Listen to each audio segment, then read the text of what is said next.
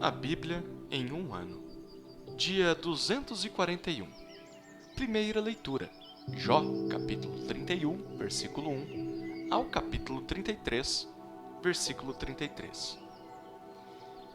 Fiz uma aliança com os meus olhos, de não olhar para uma virgem. Do contrário, qual seria minha porção do Deus lá de cima? E que herança receberia do Todo-Poderoso desde as alturas? Por acaso não é a perdição para o ímpio e a desgraça para os que praticam a maldade? Será que Deus não vê os meus caminhos e não conta todos os meus passos? Se andei com falsidade, ou se o meu pé se apressou para o engano, que Deus me pese numa balança justa e conhecerá a minha integridade. Se os meus passos me desviaram do caminho, se o meu coração segue os meus olhos e se alguma mancha se apegou às minhas mãos, então que outros comam o que eu semeei e que seja arrancado o que se produz no meu campo.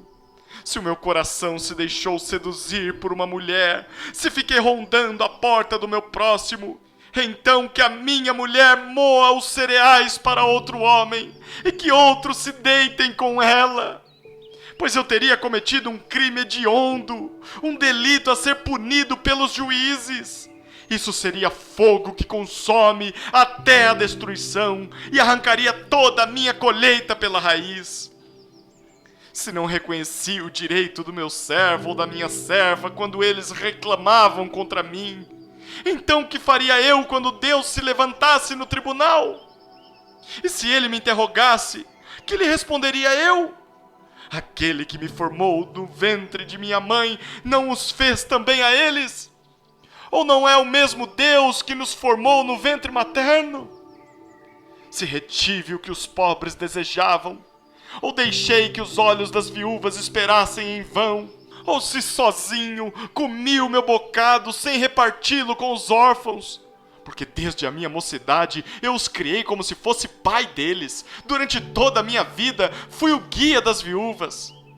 Se via alguém perecer por falta de roupa, ou notava que o necessitado não tinha com que se cobrir, se ele não me agradeceu do fundo do coração quando se aquecia com a lã dos meus cordeiros, se eu levantei a mão contra o órfão, sabendo que eu tinha o apoio dos juízes, então que a omoplata caia do meu ombro e que meu braço seja arrancado da articulação, porque o castigo de Deus seria para mim um assombro, e eu não poderia enfrentar a sua majestade.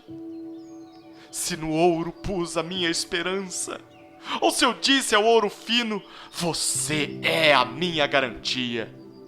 Se me alegrei por ser grande a minha riqueza e por ter a minha mão alcançado muito, se olhei para o sol quando resplandecia, ou para a lua que caminhava em seu esplendor, e o meu coração se deixou seduzir em segredo, e eu lhes atirei beijos com a mão, também isto seria um delito a ser punido pelos juízes, pois eu teria negado a Deus que está lá em cima. Se me alegrei com a desgraça do que me odeia, e se exultei quando o mal o atingiu, eu, que não deixei a minha boca pecar, rogando praga para que morresse, se as pessoas que moram na minha tenda não disseram, quem nos dera encontrar alguém que não se saciou da carne provida por ele? Pois o estrangeiro não pernoitava na rua, as minhas portas estavam sempre abertas para os viajantes. Se, como Adão, encobri as minhas transgressões, ocultando a minha iniquidade em meu íntimo, porque eu tinha medo da grande multidão e o desprezo das famílias me apavorava, fazendo com que eu me calasse e não saísse da porta. Quem dera que eu tivesse quem me ouvisse! Eis aqui a minha defesa assinada, que o Todo-Poderoso me responda! Que o meu adversário escreva a sua acusação. Por certo que a levaria sobre o meu ombro e a poria sobre mim como se fosse uma coroa. Eu lhe mostraria o número dos meus passos. Como príncipe, eu me aproximaria dele. Se a minha terra clamar contra mim, E se os seus sulcos juntamente chorarem, se comi os seus frutos sem pagar, ou se causei a morte aos seus donos, que ela produza espinhos em vez de trigo e joio em lugar de cevada. Fim das palavras de Jó. Aqueles 3 homens pararam de responder a Jó, porque ele se considerava justo. Então se acendeu a ira de Eliú, filho de Baraquel, o buzita, da família de Rão. Ele ficou indignado contra Jó, porque este pretendia ser mais justo do que Deus. Eliú também ficou irado com os 3 amigos de Jó, porque mesmo não tendo o que responder, eles o condenavam. Eliú, porém, havia esperado para falar a Jó, pois os outros eram mais velhos do que ele. Quando Eliú viu que aqueles 3 homens já não tinham o que responder, ficou irado. Então, Eliú, filho de Baraquel, o buzita, tomou a palavra e disse: Eu sou de menos idade, e vocês são idosos. Por isso tive receio e fiquei com medo de dar a minha opinião. Pensei assim: que falem os que têm mais idade, e que a multidão dos anos ensine a sabedoria. Na verdade, há um espírito no homem, e o sopro do Todo-Poderoso lhe dá entendimento. Os de mais idade não são sábios, nem são os velhos os que entendem o que é reto. Por isso digo, escutem o que vou dizer, e também eu darei a minha opinião. Eis que esperei que vocês falassem, e dei ouvidos às suas considerações, enquanto, quem sabe, buscavam o que dizer. Dei atenção ao que diziam, mas nenhum de vocês conseguiu refutar Jó, nem responder aos seus argumentos. Portanto, não me venham com a seguinte desculpa: descobrimos a sabedoria. Deus pode vencê-lo, e não um homem. Ora, ele não me dirigiu palavra alguma, e eu não lhe responderei com as palavras que vocês usaram. Jó, os 3 estão pasmados, já não respondem, faltam-lhes as palavras. Será que devo esperar, pois não falam? Estão parados e nada mais respondem? Também eu, de minha parte, vou responder e darei a minha opinião, porque tenho muito que falar, e o meu espírito me constrange.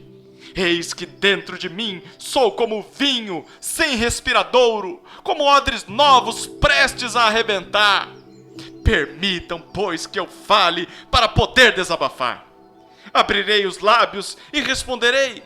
Não tratarei nenhum de vocês com parcialidade e não vou lisonjear ninguém, porque não sei lisonjear. Se assim fizesse, em breve me levaria o meu Criador. E agora, Jó, escute os meus argumentos e dê ouvidos a todas as minhas palavras. Passo agora a falar. Em minha boca fala a língua. Os meus argumentos provam a sinceridade do meu coração e os meus lábios proferem o puro saber. O Espírito de Deus me fez e o sopro do Todo-Poderoso me dá a vida. Responda-me se for capaz. Prepare os seus argumentos e apresente-se diante de mim. Eis que diante de Deus sou igual a você. Também eu fui formado do barro. Por isso, não tenha medo de mim. A minha mão não será pesada sobre você. Na verdade, você falou diante de mim. Eu ouvi o som das suas palavras dizendo: estou limpo, sem transgressão. Sou puro e não tenho iniquidade. Eis que Deus procura pretextos contra mim e me considera seu inimigo. Prendeu os meus pés com correntes e observa todas as minhas veredas. Devo lhe dizer que nisto você não tem razão, porque Deus é maior do que o homem. Por que você discute com ele, afirmando que ele não presta contas de nenhum de seus atos? Pelo contrário, Deus fala de um modo, sim, de 2 modos, mas o homem não atenta para isso. Em sonho ou em visão de noite, quando o sono profundo cai sobre as pessoas, quando adormecem na cama, então lhes abre os ouvidos e lhes cela a sua instrução. para afastar o ser humano dos seus planos e livrá-lo do orgulho, para guardar a sua alma da cova e a sua vida de passar pela espada. Também no seu leito é castigado com dores, com incessante conflito em seus ossos, de modo que abomina o pão e detesta até a comida mais saborosa. A sua carne, que se via, agora desaparece, e os seus ossos, que não se viam, agora aparecem. A sua alma está perto da morte, e a sua vida se aproxima dos que trazem a morte. Se com ele houver um anjo intercessor, um dos milhares, para declarar ao homem o que é certo, então Deus terá misericórdia dele e dirá ao anjo: livre-o, para que não desça à cova. Já achei um resgate para ele. Então a sua carne recupera o vigor da infância e ele volta aos dias da juventude. Ele ora a Deus, que se agrada dele. Com alegria vê a face de Deus e Deus lhe restitui a sua justiça. Depois cantará diante de todos e dirá: pequei, perverti o direito e não fui punido como merecia. Deus livrou a minha alma de ir para a cova e a minha vida verá a luz. Eis que Deus faz tudo isto 2 e 3 vezes no seu trato com o ser humano, para reconduzir da cova sua alma e iluminá-lo com a luz dos viventes. Agora, Jó, preste atenção e escute o que vou dizer. Fique calado, porque vou falar. Se você tem alguma coisa a dizer, diga! Fale, porque gostaria de lhe dar razão. Se não, escute o que vou dizer. Fique calado, e eu lhe ensinarei a sabedoria. Segunda leitura. Segunda aos Coríntios, capítulo 3, versículos 1 a 18. Estamos começando outra vez a recomendar a nós mesmos? Ou será que temos necessidade, como alguns, de entregar cartas de recomendação para vocês ou pedi-las a vocês? Vocês são a nossa carta, escrita em nosso coração, conhecida e lida por todos. Vocês manifestam que são carta de Cristo, produzida pelo nosso ministério, escrita não com tinta, mas com o Espírito do Deus vivo, não em tábuas de pedra, mas em tábuas de carne, isto é, nos corações. E é por meio de Cristo que temos tal confiança em Deus.